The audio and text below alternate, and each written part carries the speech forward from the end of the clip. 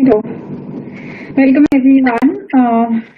Welcome to the first episode of Conversations with CodeChef, and thank you for joining us on a Saturday evening. Hi, I'm Pallavi. I work with CodeChef and I lead their school, college, and community initiatives. And we have this, we're excited to bring this insightful series to you where we'll bring together experts from the community, from the programming world, who will share their journey and experiences with us.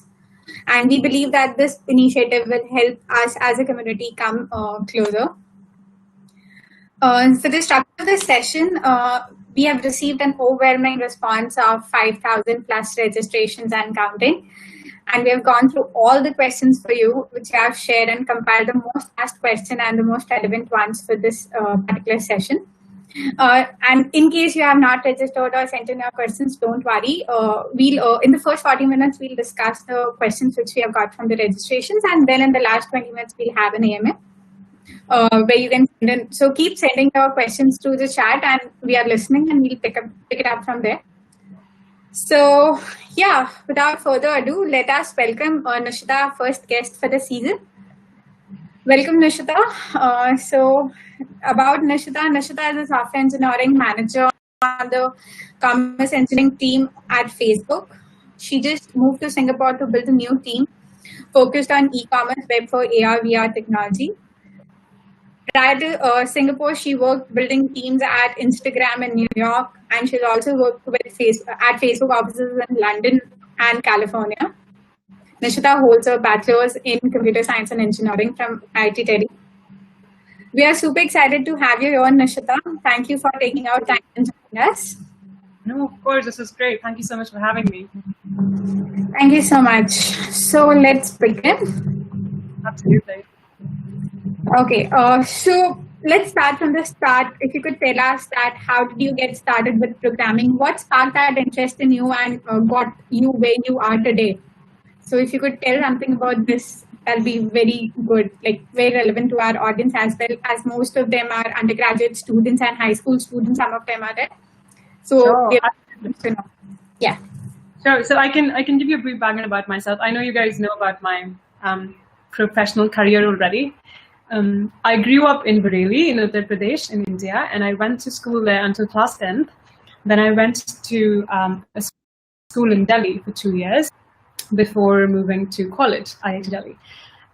So because Pallavi just asked me, when is it that I actually developed my love for computer science, it has to go back to high school. So I know in class 8th or 9th was it that they introduced us to computers. And it was great because, back in the day, like when I was a kid, and I'm sure most of you were probably in similar situations, we didn't have these smartphones. So we still had, like, the flip phone was a luxury. So we didn't have these smartphones. We didn't quite honestly realize what the power of computers was. I remember we had a laptop at home that I was quite excited by, and I would always, like, when my sister and dad were busy, I would go over, and I was typically the person who would explore things the most. So when my parents were stuck at something on their phones, I was the person who just liked to play around and figure out what was going on and figure out all the functionality.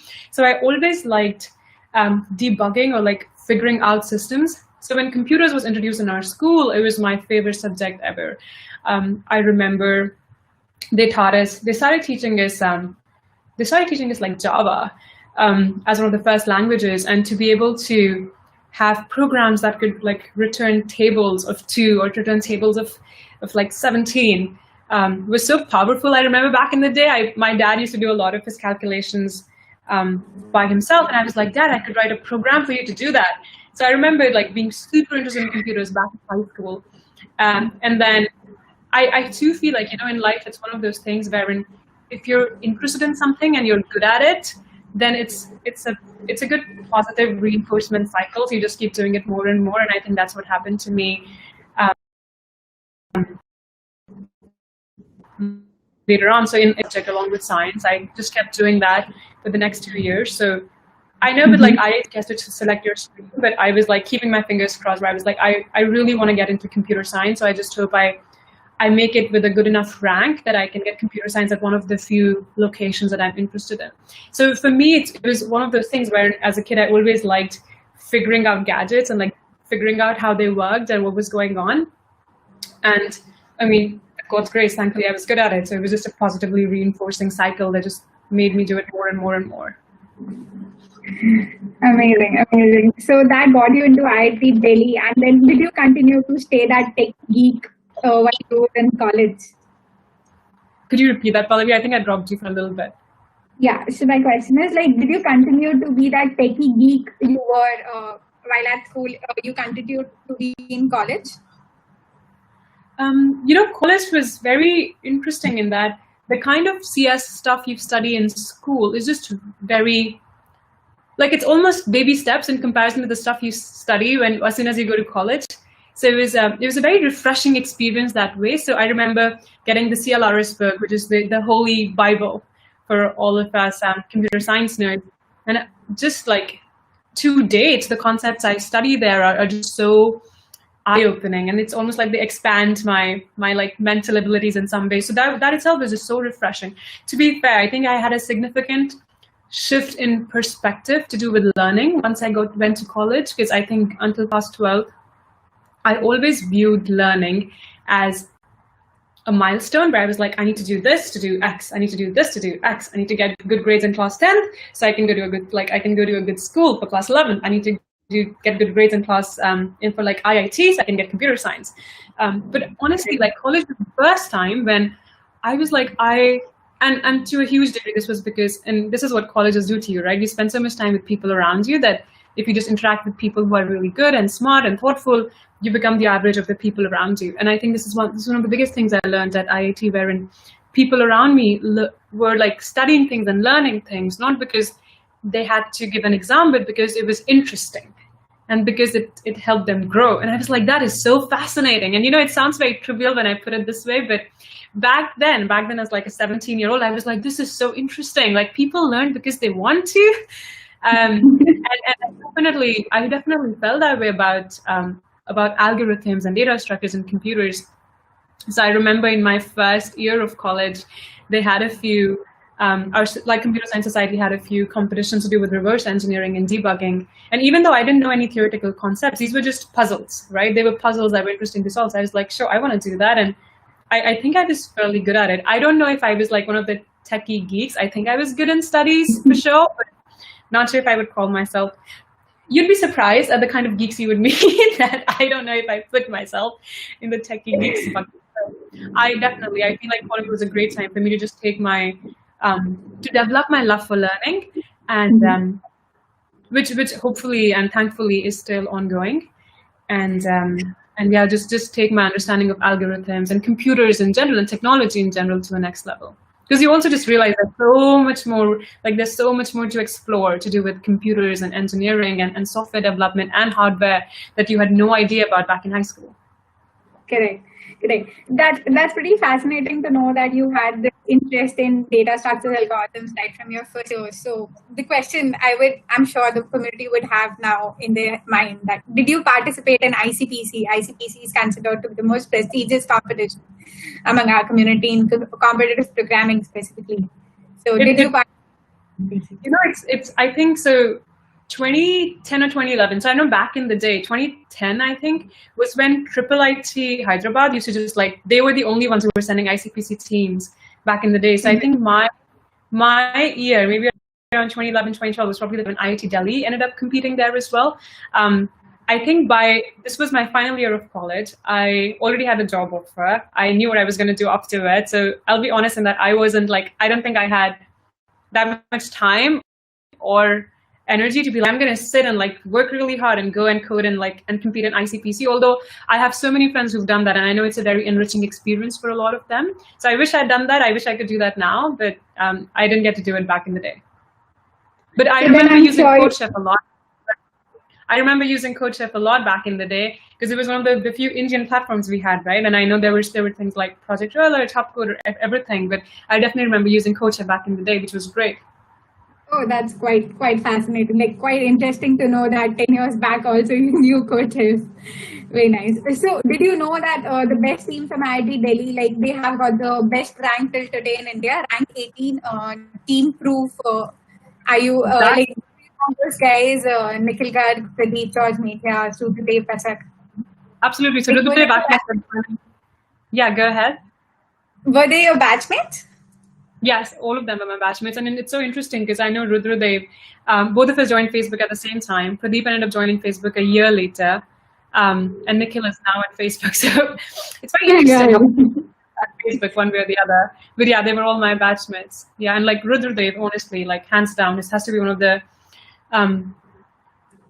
best programmers, or just the best algorithmic person I've met in my entire life, and this includes a lot of people I've met at Facebook as well. In just his problem-solving skills, it was just outstanding. Like he was an inspiration for all of us at IIT. Like Rudradev was the inspiration. Where it's funny because sometimes you would get like really challenging programming questions, or we would discuss about them, but then you knew that if Rudy got it, or like Rudy didn't get it, like that used to be our epitome or our benchmark. Where you're like, if Rudy didn't get it, like it's okay, we can just move on. So yeah, it makes a huge difference to be around people like him. Amazing, amazing. So that brings me to my next question. Like you say that you are able to see a direct relation between data structures and algorithms and your real life problems which you're solving on Facebook. So if you could shed some light on that, which could help us, our audience, understand the importance of DSA in college. Yeah. So I guess what you're asking me is like the benefit of investing time in understanding of data structures, algorithms, and competitive programming, right? As a return, as it relates to us. Correct. And also in a way, like how it really helps. So people know that development definitely helps in technical jobs when we go ahead as software engineers. But does core skills like DSA also help? And if you could give some examples of it, how you're using it at Facebook. Sure. So let me run down some bullets really quick because I know you covered a few things there. All right. So first things first. I know you mentioned how programming helps with jobs. So one thing I do want to clarify there, and I know we use a lot of, even as Facebook, we use a lot of these questions in interviews. But as an interviewer, one thing I can tell people and students, a lot of students who are preparing, is that, you know, what we care as interviewers is your problem-solving capabilities. And we think a lot of these programming questions or algorithmic questions is a really great way to judge that. Can you take a fairly abstract problem, break it down into smaller pieces? Can you debug someone else's code? Can you figure out what issues there might be? So what we're really looking for is this art of problem solving. So companies are not necessarily judging you just based on how much competitive programming practice you have, but they're really judging you based on, are you able to put together a solution under a fairly stressful environment, and be able to reason about the constraints, about the boundary cases, about test cases, make sure that it's efficient, all of that, which are exactly the kinds of things you would do at Facebook as well, right? So if there was a bug on the site tomorrow, it would be a really stressful environment because you're affecting 2 billion people. So you have to put all of your energy on this one problem and solve it like with as fast as you can within a span of minutes. And you're thinking about all of those things. What is the entire flow? Is this efficient or not? What if one of my databases goes down? Is this going to work? Is this going to be really slow for people who don't have as good of a connection? All of those things that we reason about when putting together our algorithms, right? Is this efficient? How much space is it going to take? How much time is this going to take?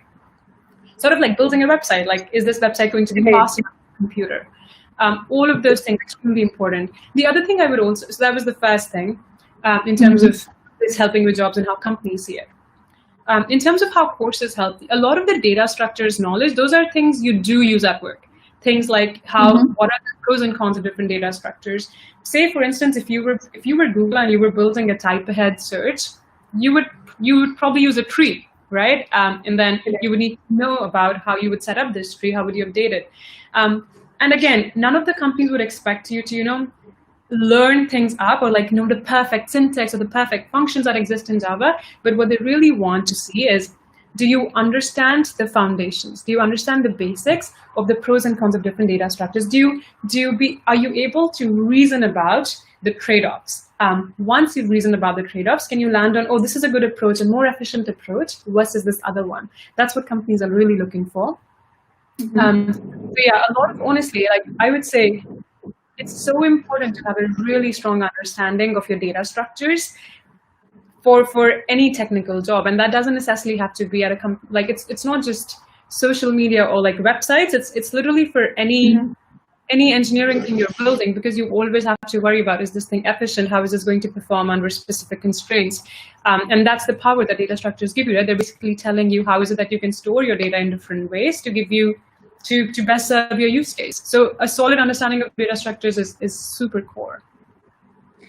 Correct. Right. So that's a way to put it, and draw an analogy of how competitive coding environment and workplace kind of correlates, and competitive training can help you build that acumen. That's quite interesting. The one thing So, that I would quickly yeah. add there, Pallavi, and this is important for people to know, people who are still in college, is at the end of the day, it's important to do things because they're interesting and because you get to learn. So competitive programming is one of those things, and it's great because honestly, right now, more than 10 years ago, there's so many resources to learn from people who are just the best in the world, and a lot of things you're learning are helping you in coursework as well. And they're honestly expanding your brain, so they're helping you grow as engineers, as just thinkers. They're helping improve your mathematical reasoning ability as well, which is very important, which is something that will be very core to any engineering work you do. That said, the one thing I will say is that, and this is what interviewers also look for, right? We do want to see that you have a few personal projects. And those personal projects for some people is ICPC, is these competitive programming problems. For some other people, those are, there was this problem that my school was having, or the school was having, so I put together a solution to fix it, or I have this website, or I did this with my team. Because that is always something that people are looking for, that are you engaging in personal problems? Are you taking initiative? Are you working in teams? Are you writing code that's to solve these real world problems? Are you writing code that's scalable and that's robust and that's in here for the long run? Is it testable? Is it tested well or not? All of those things. Right. So in a way, I can say that interviewers kind of just not look at the skills, but how you have used them, becoming good engineers, and implemented them. Have you actually shown that interest of engineering is something what I understand here. Yeah. Interesting. So now moving on from the academics, so we know that back in 2008, you bagged an internship at Facebook, being in your second year. 2010. That was something. Yeah, 2010. So that was something very interesting. Even when Orkut was there, Facebook was fairly new. So how did that happen? If you could tell us about that journey. Sure. Yeah, this was 10 years ago. Sorry. Mm-hmm. Yeah. You were saying something. Right. Yeah, this was 10 years ago. All right. So I was in my second year, and honestly, literally every single person I'd ever talked to, I'd heard the same thing, that no one hires interns when they're in the second year. People are really looking for interns in their third year. The second myth was no one ever responds to you when you just upload a resume on a website. You always need to know someone in the company to be able to get in. So I was like, all right, I have a free summer. There's not much I'm doing anyway next year. So I was using a lot of my time in my second year. That's when I was doing a lot of the algorithms courses. I was like, actually, it makes sense to start competitive programming, starting to learn a few things, and I have a free summer, so I'm just going to see if anyone's hiring sophomores for internships. So I was actually, I'll be honest, that I was actually preparing for Google. I was like, I hope I get my Google internship, because Google used to be all the rage, and I mean it still is. It's a pretty great company. I was like, oh my god, it's my dream company. I want to get an internship at Google. It's funny, but in my cupboard at my hostel in IIT, I had a newspaper cutting about the 10 years of Google. And I was like, oh my god, Silicon Valley, that's my dream job. So I was preparing for Google. And while I was doing that, I was wasting a lot of time on Facebook. And when I say wasting, that's because I just graduated from school. So a lot of my friends were on Facebook, because I was the new thing these days. People were not using Orkut, they were using Facebook. So I was like, all right, I'm going to I have a 10-minute break, so I'm going to chat with my friends. So I was spending a lot of time. I'm not going to say wasting, spending a lot of time on Facebook. I think it was just the universe, or the Facebook karma that worked out, because magically I landed on the careers page. I think I clearly had way too much time, so I was clicking around everything. And I think at the bottom, they had a little link to careers. So I was like, click, and then I landed on their careers page. And there were so many testimonials from employees around what their experience had been. And I still remember getting goosebumps just reading those experiences, because back then Facebook was I don't know, 500 people. It was in one office by Stanford University. So I remember reading all these testimonials, and it was so inspiring. And I saw that they were hiring interns. So because I was preparing for Google, I had a resume prepared already. So I was like, well, I know you never get a job if you don't know someone, but like, fine, I'll just upload my resume. So I upload my resume. It's one of those things which you do, but then you don't really you don't think about it because you're like, oh, nothing's going to happen. So you move on with your life. And then 2 days later, I get an email from a recruiter at Facebook saying, hey, I just saw your resume and would you be down for a call? So I was like, okay. And then we had a call. One thing led to another. Thereafter, I had three interviews on phone. Mm-hmm. And, because of the time zone difference, I think there was a 12 or 13-hour difference. So I would be taking them literally on the floor of my computer science lab at IIT at like midnight. Because I was like, this is the quietest area I have in the entire campus with good internet. So I would literally take them on the floor of my lab at night. And 3 interviews, they were all just amazing in the sense that I feel like I left those interviews feeling like I'd learned something, which is always a very great feeling after an interview. I was like, oh, I feel like I know more, which is nice.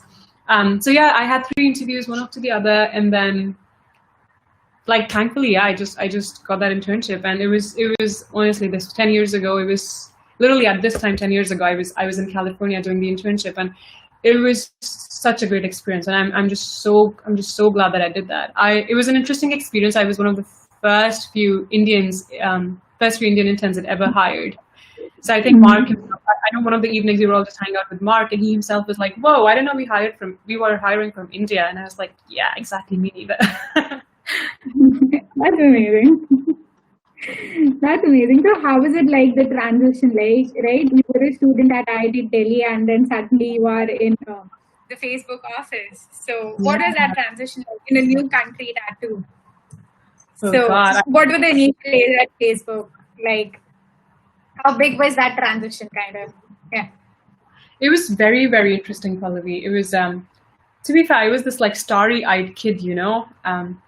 And I was like, everything was, you literally have no expectations in your mind. So a lot of times you're like, oh, I know what's going to happen. I know what's coming up. But I had no idea what was going to happen. No idea what was coming up. So I was like very bright-eyed, taking it like one day at a time.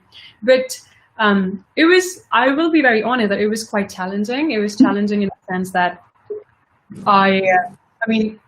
when I got there were like no other Indian kids. So, and like most of the kids around me were people who'd gone to schools like Stanford, MIT, Harvard, Berkeley. So it was quite interesting because one thing for sure, like, you know, at first I had trouble understanding the accent. So a lot of times people would say something and I wouldn't understand what they're saying. And it went like the other way as well, where I was like, a lot of times I would say something and people would have to be like, sorry, or like, sorry, just because of the words we use or because I had a really thick accent. So it was quite interesting. But it's nice to just not have any expectations in my mind because it really helped me push myself and grow a lot. I think that was the first time when I was just around so many people who didn't look anything like me.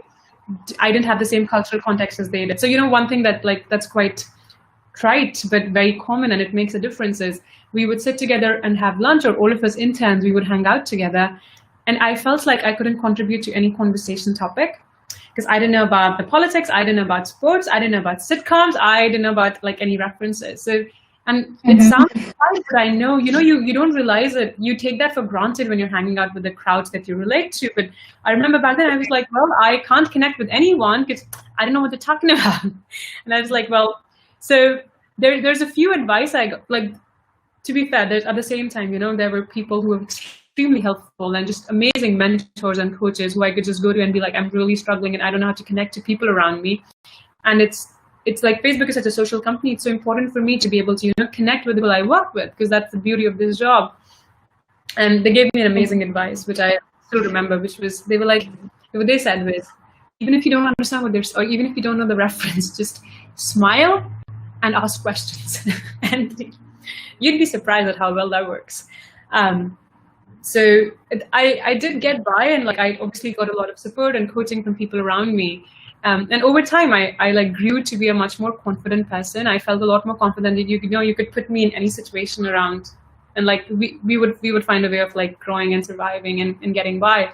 So I remember even at the end of my internship, and this was like on the social side. On the technical side, and I know people would judge me for this, but like, so IIT, it's a pretty theoretical college, right? So by your sophomore year, you're really just studying about algorithms and data structures, and it's really in your third year that you study about networking. So that's when you learn what dev server is. So I remember sitting in, and now our internship program is much better, wherein we have like a lot more structured onboarding process for everyone. But back then it was like, they would just put you in a room and they'd be like, all right, this is your machine, this is your laptop, this is how you write, like, this is our code base, this is our trunk, this is how you SSH in, this is how you check out, this is how you ship code. And I was like, wait, what's SSH?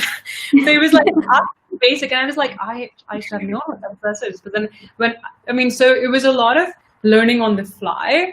So and this was a very important like transition in my head, because before that, especially in college and in school, I was always like, oh, to be able to do well at something, I need to understand Java really well, or like I need to understand something deep to be able to do it well. But the biggest learning I had at Facebook was there is so much knowledge that to be absorbed, and which is always refining at all times, that you can't possibly wait to be an expert at something before being able to contribute.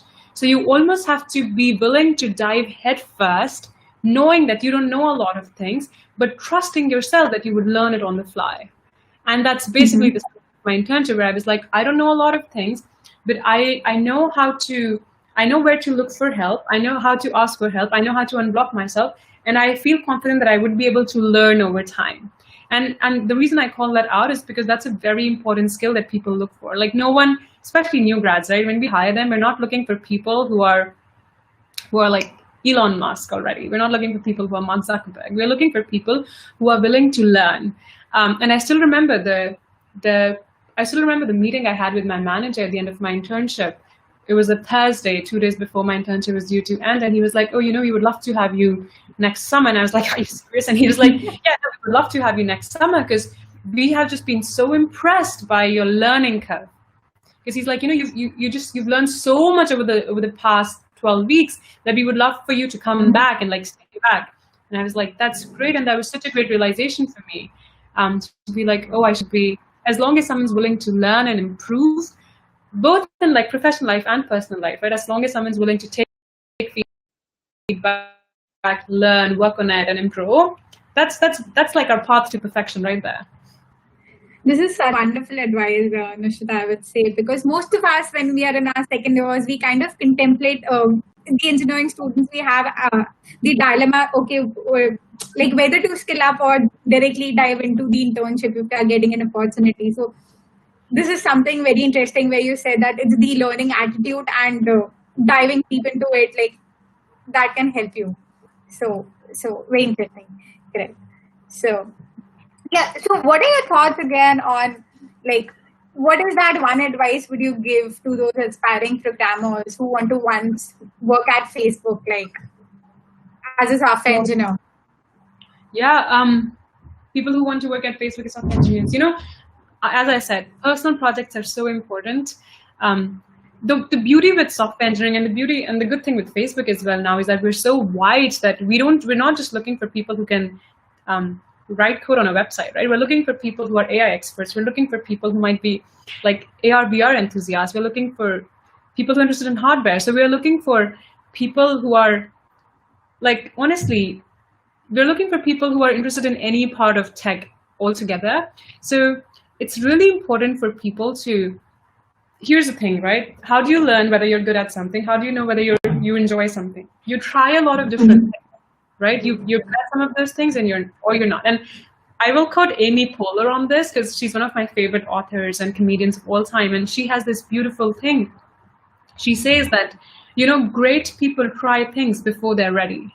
Great people try things before they're ready, because you're either really good at it, actually you're either really bad at it, in which case you've learned something more about yourself. You know more about yourself as a person, or you're really good at it, in which case you've just learned a new strength and something that you could explore more as how to grow and serve in that field. And I think that's very important. I honestly, one of the best things I did in my career And you can see by the trajectory of doing a lot of different offices and teams, one of the best things I did in my career was to try a lot of different things, and then see what I enjoy, what works, what doesn't. Am I good at something? Am I not? The only way you would know is if you try. So especially in college, that's the freedom you have. That's the opportunity you have, wherein there's so many, just try a lot of different things. If there's a hardware club, go figure that out. Take a class in computer vision, take a class in networking, do some operating systems work, and then see what is it you enjoy. And if you feel like something sticks, try and go really deep into it. And you don't have to be like, oh, the first job I land out of school is, or college should be an expert in this field. No, but at least it tells you that even when you are in that job, what are some areas where you can go even deeper, or dive in even deeper. So the advice I would give is do personal projects. So if it's operating system that you're excited about, like build a mini OS for yourself. If it's a computer vision project, a computer graphics problem, do a personal project there. I think personal projects are very important. So I will say do side projects, do things on the side. They teach you so much about how to work in a team. They teach you a lot of soft skills. They give you real world experience on how to ship products. And I swear to God, they'll just make you so much better as an engineer once you do land a job.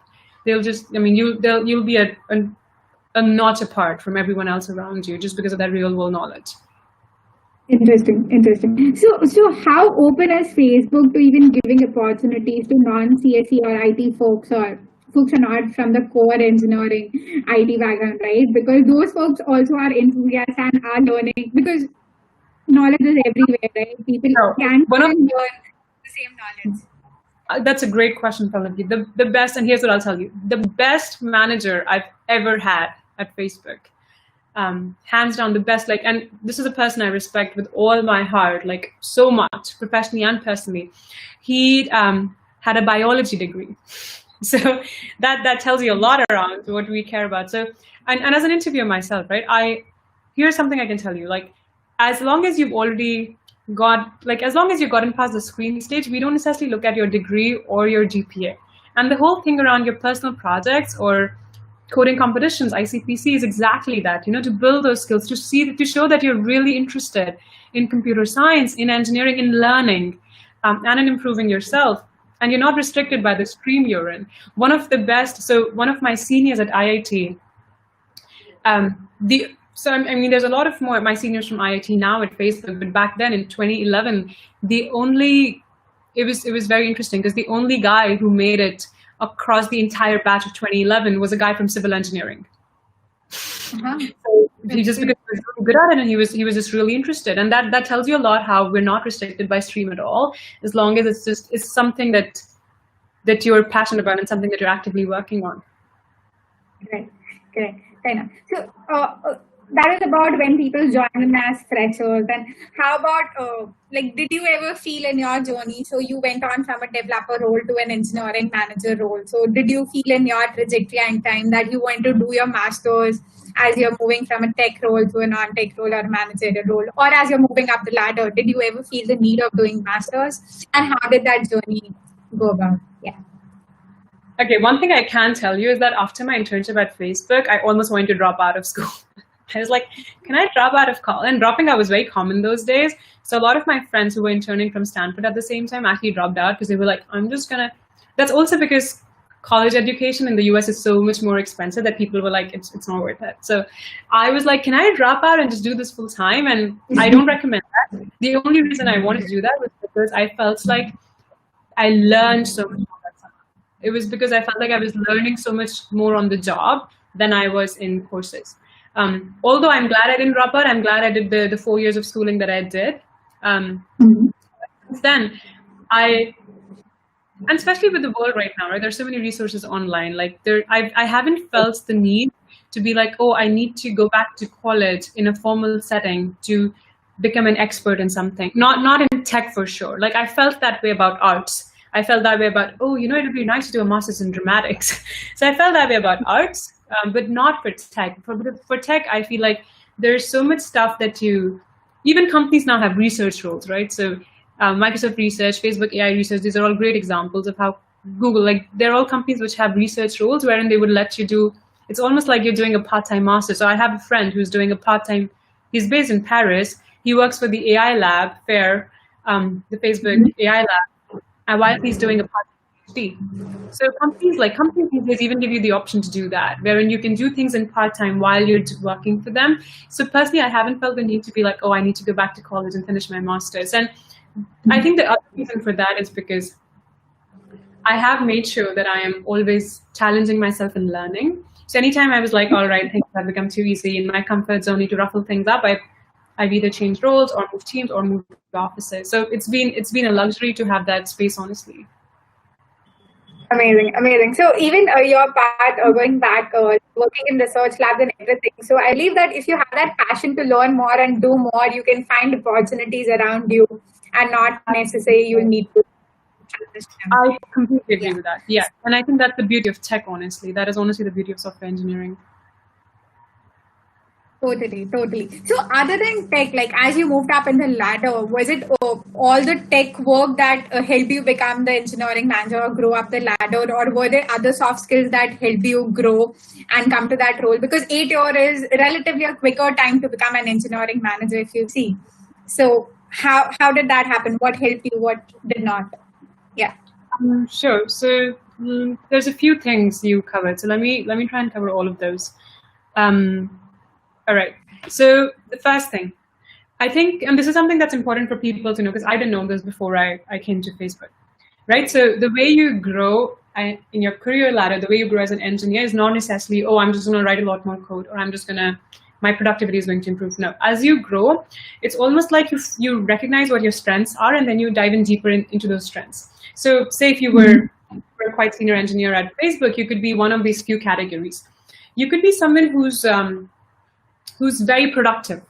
And I've managed people who are just extremely productive. People who are just very productive. And again, this is not productivity where you're writing hacky solutions. This is really well thought out, good quality code, amazing code. But your learning speed is just so fast. You're just extremely productive.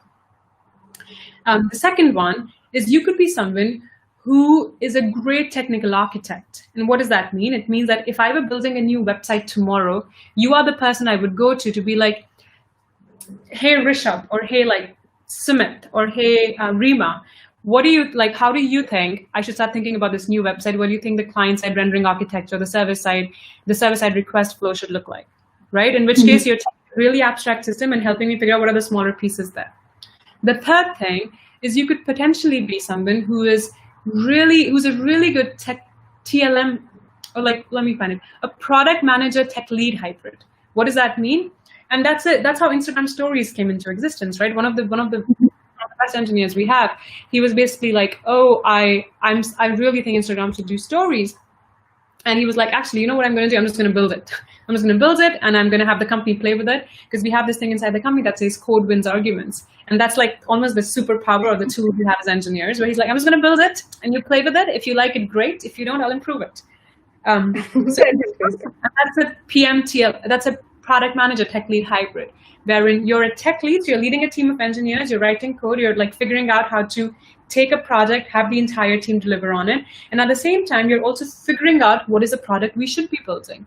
How should it work in different situations? What should these edge cases look like? Ta-da, right?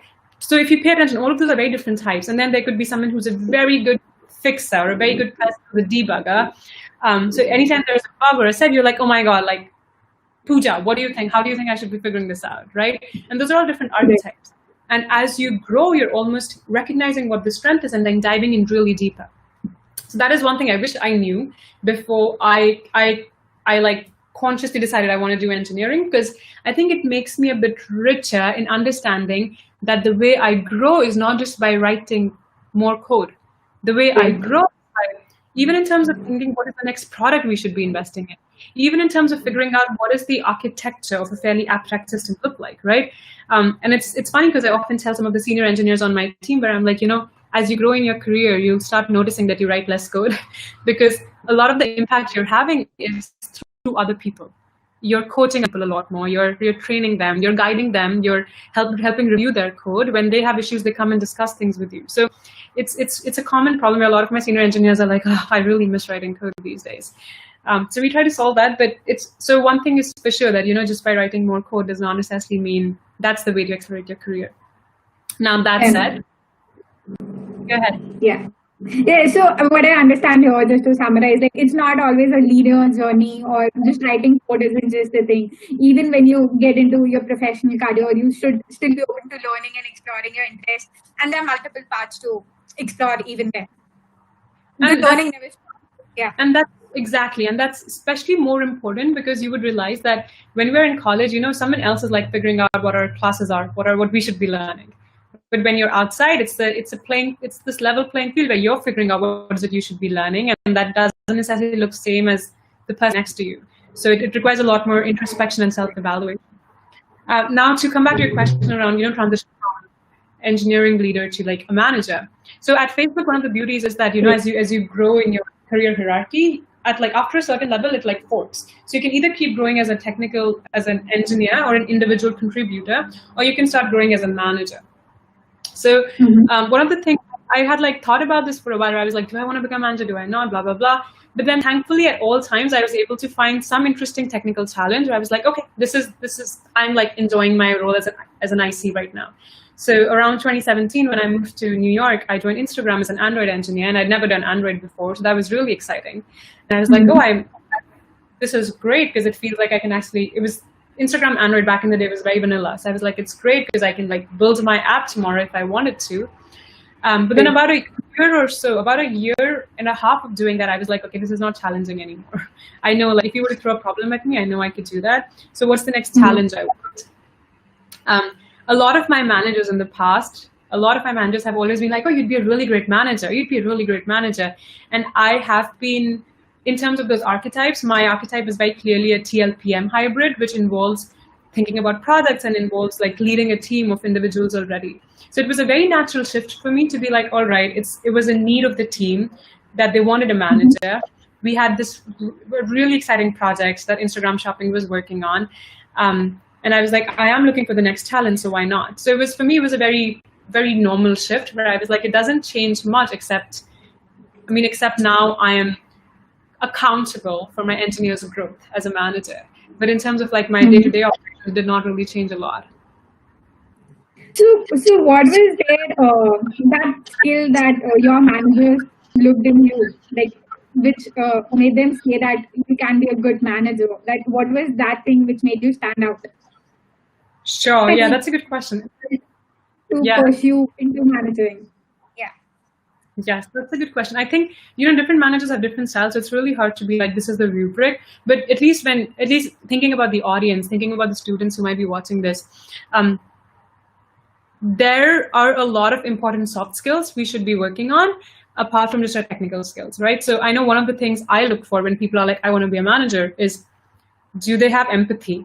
Do you have empathy with people around you? Which is very important. And that's very important even if you just want to grow as a technical leader, right? Because as you grow and even as a new grad, right? Anytime you work in a team, you need to be able to empathize with the people around you to be able to communicate with them. More so now when a lot of us are just stuck to computer screens and we can't have that much, you're losing a lot over VC because so much of the body language is not visible. So communication is extremely important. Empathy is very important. Taking ownership, being accountable for the things that you've signed up for, all of those things are very important. It's very interesting because the other day I was talking to an engineer on my team who comes from another company, has quite a bit of experience, and he was telling me he's been around for 6 months now, and he was telling me, he's like, Nishita, I feel like I grew. I had this huge realization a few months ago, and I grew so much. And I was like, what was it? And he says, I always thought that I could, as long as I was strong technically, as long as I was writing great code, and I could just get by, and people would listen to me, and I would get things done.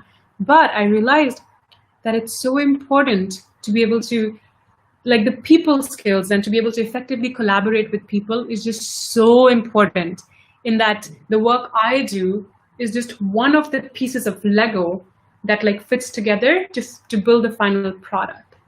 And at the core of any people skills is empathy, right? Are you able to empathize with them? Are you able to communicate effectively? Are you able to listen?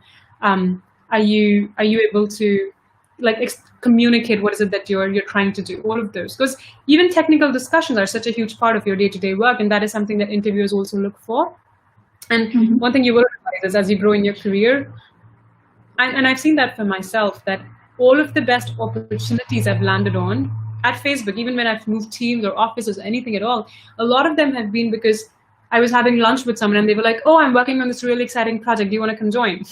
Or, oh, by the way, we're opening the London engineering office and we think it'd be a great fit. So a lot of those have been through like acquaintances or friends or people I like loosely knew of. So it is those soft skills, communication, people skills, all of those are so important. Very good point. Very good point. Even as like working, I come from a tech background and now managing teams, these skills have come in handy. But my question is like, once you identify those skills, like as you have identified here, like is there some specific training or these skills are something that you pick on the go? And if you pick on the go, then how can you actually do it consciously? Now we know about that. Okay, these are the needed skills. Right. So some of that comes with practice, right? So one of the reasons I said personal projects is important is because when you work in teams, there are bound to be conflicts. You have to resolve them. You have to like figure out how you improve your communication, listen to the other person. Some of that just comes with experience. And the world we live in right now, for a lot of these things, you can also just do training. So there are the stuff I was saying around, smile and look interested and ask questions. Those are ways to be like, how do I listen better? Because when you tell yourself over and over again, when you remind yourself, and I still do this, like there's things that I work on wherein I introspect a lot and I'm like, okay, this is something I need to improve in. And the only way you get there is if you repeatedly tell yourself, remind yourself of it all the time. And over time you get there. But yeah, I mean, it's one of those things that is so ubiquitous. So I'm curious to hear, Pallavi, what do you think? Like, I'm sure you've gone through the exact same thing in your career and with your job as well. What are some ways in which you feel like people can develop these soft skills? Yeah, I certainly agree to you there that you got to at times just pick up those projects and challenge yourself and then consciously make an effort to do the best. And yeah, empathy plays a big role just to ensure that your people are growing or they're not facing issues. And having that empathy in discussions is one thing. And the second is definitely the communication skills, as you mentioned. Like what you're feeling, like being techies in college, we were taught how to express ourselves or how to articulate what we're feeling or what's the point we want to bring to the table. So having done those projects and working with teams specifically, I believe that those are skills you can develop. So yeah, one should consider working in teams than working in silos. Yes, and that actually reminds me of a very good point around, the way you improve in communication skills is also just by doing it a lot more. So it's like the way you get better at writing is by writing a lot more. But at the same time, you do want some people around you who would give you honest feedback, right? So you want that feedback loop. So you put yourself out there, you do something, you have these people who would give you feedback, you internalize this feedback, and then you work on it again. That's the loop that I was referring to in as well. The active learning thing. Exactly. And I'm glad we're talking about this because you realize this is so important for the rest of your life.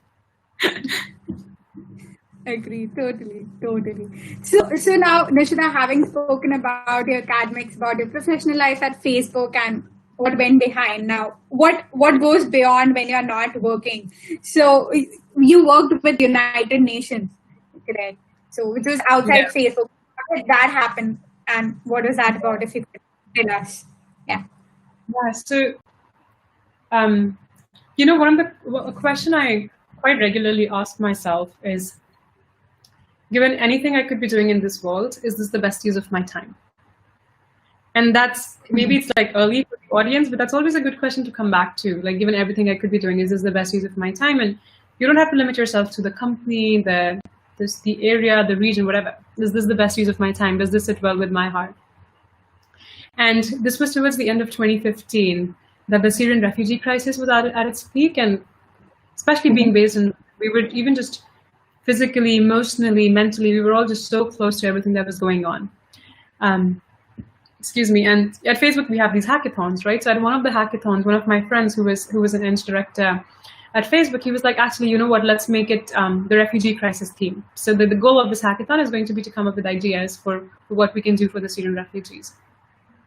And around that time, I was going through this lull at work where I was like, oh, I don't find some of the things I'm doing that interesting. And I really want to figure out what is it I can put my energy on. So for some time, I was like, maybe I should just take a break for a few months and then see if I can be of help on ground in the refugee crisis, maybe work with some of the NGOs and then see if I can be of help. But then I think that hackathon was a very eye-opening experience, because for that hackathon, we had a few folks coming from UNHCR just to give us insights into what was the actual, and they were people who were serving on the ground, right? So to make sure that you were zoning out a lot of the hearsay and talking from people who were serving on the ground in terms of what were things they'd heard from refugees, what were things they'd heard from the NGOs trying to help the refugees, was just so enlightening. And I remember that was the first time in a few months where I was like, oh, I'm just so like, I was an engineer, and I was like, I'm just so excited to build something.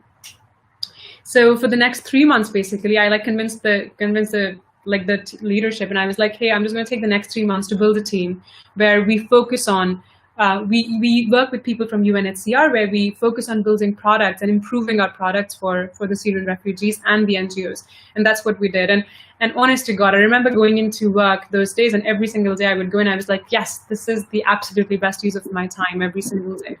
It was interesting because more than anything else, I think I realized something very, very important in that time that I still come back to, which is, especially when I was debating around, should I just like take a break from my job and be able to serve there physically and in person? And all of you will go through this at some point in your lives or the other, wherein you would be like, should I even be in tech? And I was like, should I even be in tech? Because clearly I feel more passionate about some of those problems than, say, making like video. I was working on videos at the time, so I was like making like, I don't know, video upload time a bit better. Like a part of me is more passionate about that than this. But with the refugee projects team, what I realized was that, the power that I had was, and this is what tech does. Tech, software engineering, it gives you the power to build scalable solutions. So I was like, if I'm there physically, I might be able to help 5 people, 10 people, 50, at max 500 people. But if I were to build a product that people are going to use and really use, and it adds value, it has the power to add value for 2 billion people, which is just huge. And that was like, for me, that it was just a different, I like felt a different feeling in my heart altogether, because I was like, this is why I'm in it. And I was like, this is why I do what I do, and this is why I'm in tech, because, it took me a long time to be able to say this comfortably, but I am not an engineer. I'm not in engineering because I love writing code 24/7. I am in engineering, and I'm a software engineer because software engineering gives me the power to build scalable solutions. It's a field that is so ubiquitous, and tech is a part of anything at all that you would see around you, that I know even if I want to do something in social work tomorrow, if I wanted to do something in spirituality tomorrow, if I wanted to become a better yoga teacher, I feel like tech gives me the means and the power to just, for any solution I build, it gives me the power to just make that solution a lot more scalable. And I think that's why I'm in software engineering. And that was one of the biggest realizations I had when helping out with the refugee crisis. Right. That's such a beautiful thing to say, right? When tech meets passion, contributing back to the community, that's a fulfilling in a way, if you see. So yeah, that is pretty interesting, and gave us a lot of perspective about, because that's gonna happen over a period of time when you keep working at a professional level. Then you start thinking, okay, if this is all what I want to do throughout. And because a lot of times I know I talk to students who are like, oh, I don't want to be in tech because I don't want to write code 24/7. And the reason I want to share that is because you don't have to love to write code 24/7. Like, the reason I shared those archetypes was because we want you to obviously be able to write code and have the solid understanding of what that entails, and data structures, everything. But the reason I shared archetypes was to shed light on, there are all these like beautiful paths for you going forward. And you can be in tech for a lot of different reasons, and it doesn't necessarily have to be just because you love writing code 24/7. That's like I'm not saying there's not anything wrong with that, but that's a very specific subset of everyone who's in software engineering or technology. Right. So kind of having this power to write code or knowledge, it sets the foundation for you to make a lot of impact and a larger impact. It gives you that power. Exactly. So Right. So okay, that very interesting. So what at the time? So we know that you have been. Not many would know. Maybe you're in the audience that you've also been to an adventure reality show, No Time to Lose, as a finalist. So how Yeah. did that happen? Like being techie to working with the UN to managing teams. How did you land up to a reality show, and that an adventure reality show? Like did you plan to do it? How did that happen? Oh God. So okay, so I will come to that, but I'll also talk about. Actually, let me cover that first, and I'll talk about the other one later.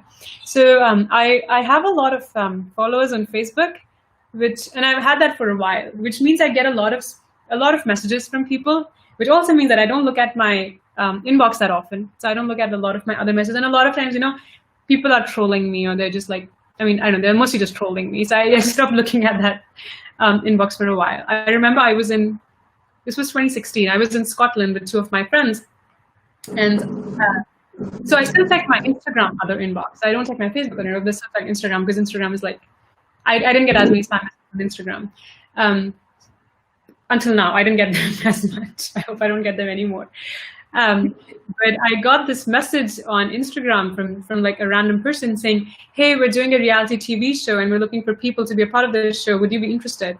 And I was sitting for breakfast with my friends, and I was like, "Guys, look at this! Come on!" Now I'm even getting spam on like Instagram of all places. And my friends were like, "Ah, that's funny. Why don't you just like play along?" And I was like, "Okay." So I like played along, and I was like, "Sure, I know you're a legit person, and that's why you're saying this." And this person gets back to me, and he's like, "Oh, here's my LinkedIn profile. I work for Warner Brothers, and I'm actually looking for contestants to be a part of this TV show." So I was like, "That sounds interesting." But then he didn't give me a lot of details. He was just like, "Oh, do you mind if we just do a quick call with you just to learn more about you and stuff?" And I was like, "Sure, I don't mind." So it was, I think, honestly, it was one of those things like how I landed my Facebook internship. And we had a call and they asked me things like, "So, what are you doing on a team?" And then they were like, "What's the most physically intense thing you've ever done?" And I was like, "I ran a 10K once." Does that count?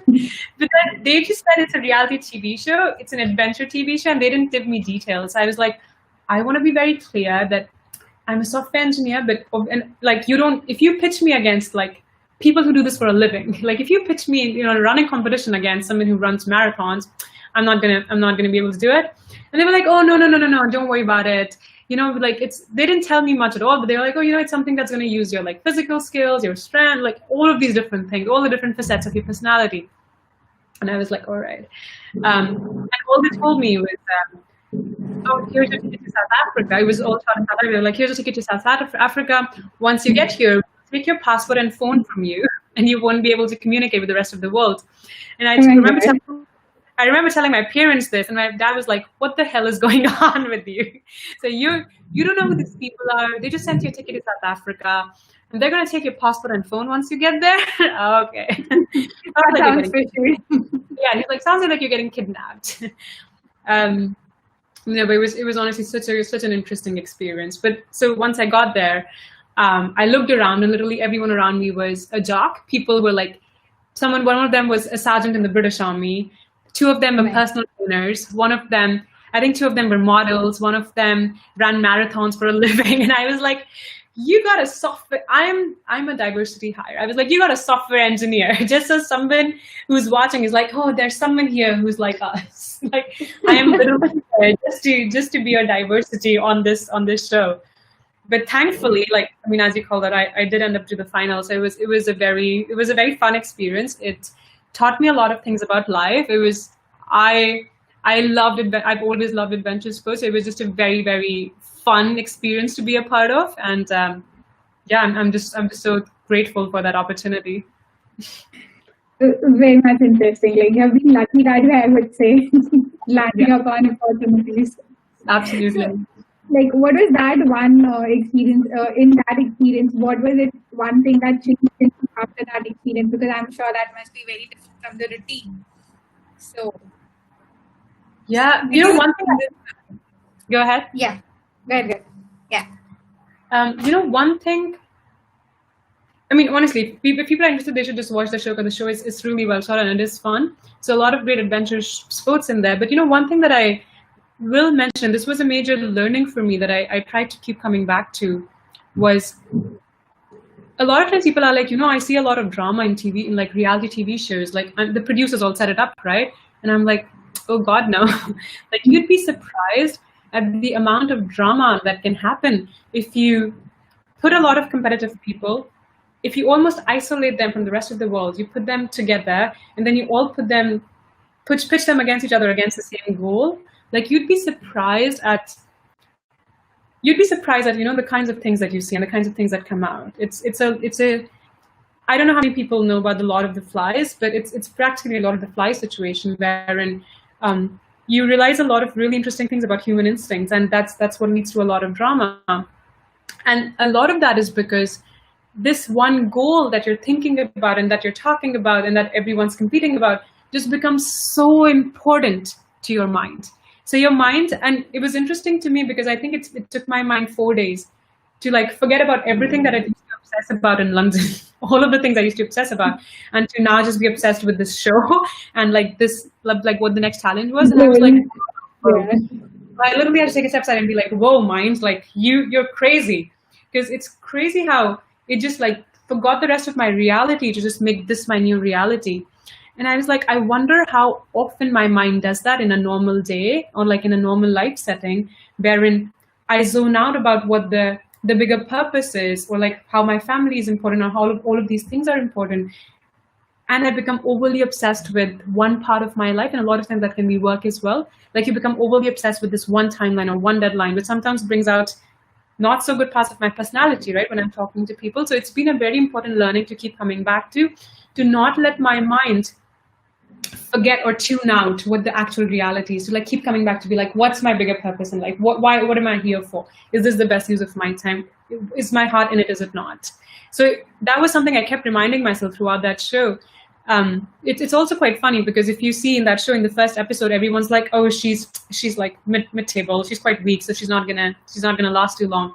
But then at the end of the first episode, they asked me a question. They asked me like a maths question that I give a straightforward answer to that everyone else struggles with. So in the second episode, everyone gangs up against me because they're like, no, she's real smart. And I was like, guys, I got a maths question. I got like 5 + 2 = 7.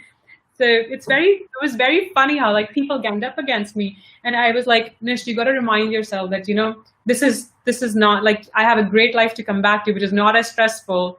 And like, this is not worth it. Like this entire situation is not worth it for me to like let my mind get the better of me. So I need to stick to my values. I need to play it clean. I need to have a clear conscience once I leave this. So it was a very, very interesting. It was just a very interesting existential learning. It such kind of detours kind of makes you more aware about your own self and your surroundings. What do you value? What you don't. Absolutely. So, do you plan to do it again? No. It's one of those things wherein I used to do adventure sports so much. I used to love it, and now I'm like, I'm so glad I did it. Never doing it again. It's one of those things wherein it is really stressful. Like it is so stressful. I was there for 3 weeks, and imagine not having contact with the rest of the world. Every single day is so stressful. You don't know. They don't tell you anything. You don't know what's going to happen tomorrow. You don't know when you're going back home. You can't plan anything. You literally have no idea about anything at all. Like it's super stressful for someone like me who's a planner. So I'm glad I did it. It was a great experience. I highly recommend it. I'm not going to do it again. Fair enough. So how do we see Nishita? So it was pretty interesting to hear about you growing as a techie to an engineering man, so exploring different things. So how do we see Nishita in the next 5 years from now? Ooh. Okay, that's a good question. I can be very honest, very, very honest. So, and this goes back to what I was saying, one of the questions I do keep coming back to is, like, what is this bigger purpose? Like, what is it that's really the purpose of life? What am I here for? And I think one of the things that I've found a lot of answers have been in our scriptures. So in fact, one of the things that I've, taken a lot of time to dive deeper into in the whole COVID lockdown with the whole work from home situation is I'm beginning to like read the Bhagavad Gita. I'm beginning to read with them. And this is an Indian audience, right? So I feel very comfortable sharing this as well. So I've spent a lot of time. trying to deepen my spiritual practice, learn more about the Indian traditions, because I would like share this with my mom a lot, where I always told her wherein being away from India made me come closer to our culture in so many ways, because so many things that I took for granted growing up, our spiritual traditions, this culture, yoga, just are the wealth of knowledge, the wealth of ancient knowledge that we have. All of these things I took for granted when growing up. When you see people in the West trying so hard to learn Sanskrit, or trying so hard to learn more about the Indian culture, I was like, oh, I really wish I'd paid more attention to Sanskrit when I was younger. So now I'm like trying to study Sanskrit. I'm trying to learn so much more about our culture. So I really hope I'm back in India in the next 5 years, and I hope I'm able to deepen some of these spiritual practices, because that's what I was saying. Like tech is so ubiquitous that even if I wanted to learn more or connect with like-minded people, or be a part of an international spiritual community where we were all seeking similar answers to similar questions, I could still use tech there. So I wish 5 years from now, my prayer is that I'm back in India, is that I have an even deeper spiritual practice, and that I'm able to connect and share it with like-minded people using everything that I've learned in my career so far. Lovely, lovely. So we'll be happy to see you in person and meet you maybe. That's Absolutely. Now, I have a lot of questions, but we have the audience waiting to ask questions to you. So let's open up for Q&A. So all the audience listening to us, if you could share your questions in the chat and we can take them up. So to be honest, I don't have access to the questions. So my team sitting back will be picking those questions and will pop on the screen. And that's how we'll be taking up the questions. All right. So yeah. So the first question comes in from Ayush Singh. I've always been fascinated with AR and VR. Any tips on how to step in that field? Sure. Yeah. So I don't know if you already have a gadget that you play around with, but it's definitely worth getting either a Samsung Gear VR or a Oculus headset, and just trying out a lot of different, say, AAA games, or a lot of different apps that are already available there, to see what is it you enjoy, what is it you not. There's a lot of startups, there's a lot of freelance work, there's a lot of companies there looking for AR/VR developers right now, because it's a fairly new field. So you'll find a lot of freelance work there. I'll be honest in that if you just want to take up a freelance project while you're learning some of these skills and things in parallel throughout this whole lockdown, is not a bad idea. Maybe what I can do is, in the chat, I can share some actual websites and links or resources on what are some places where you can learn about these AR/VR development as well. But that's a good place to start. So I would start with, if you already have a gadget, play around with a lot of apps, see what are some things you enjoy, see what the differences are. How do people employ avatars? What are some of the gestures you enjoy? What are some of the things that you're enjoying in that? And take up a freelance project that you can just do on the side while you're learning some of these skills. Thank you, Nishita. It'll be great if you can share the links with us. We'll put it on the blog after the session. Yeah. Can we have the next question? Yeah. As a manager, potential new hires at people to university. So a lot of the things I already mentioned, I pay a lot of attention to initiative. Have you done personal projects? Have you worked with teams before? When you had conflicts, how did you resolve